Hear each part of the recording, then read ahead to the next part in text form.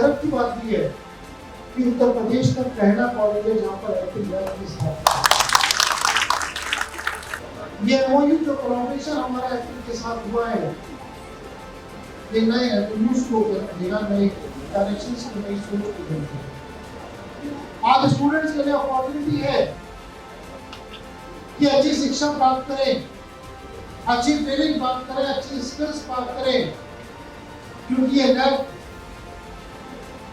एक सबसे advance feature के साथ जो लैब यहाँ पे ऑपरेट हुई है, ये एक ऐसी अपॉर्चुनिटी देती है कि कल को आप सीधे ट्रेनिंग के अंदर जाके अपने फ्यूचर को और आगे बढ़ा सकते हैं।